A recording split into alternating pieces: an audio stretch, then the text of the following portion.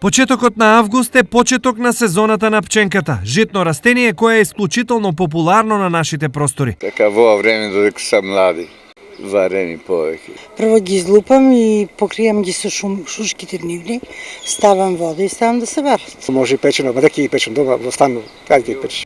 На градските пазари се продаваат неколку видови на пченка. Повечко врсти има на пченица и различни се они сајше. Има и рок периода, некој за 90 дена стасуват, некој за 110 дена. Овие какви се? За 110 дена. Која се купува најмногу? Таа е 46 најмногу е потрашувана. Независно од видот, составот на пченката е речиси ист. Диететски влакна, витамин С, Е, А, К и сите од групата Б.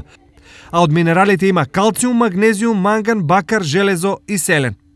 Диететските влакна кои ги има во пченката се исклучително полезни за дигестивниот тракт и штитат од проблеми со цревата и рак на дебелото црево.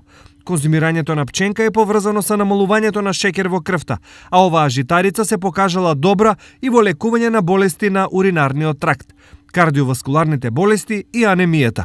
Инаку пченката потекнува од Средна Америка и била најзастапена во исхраната на маите и ацтеките.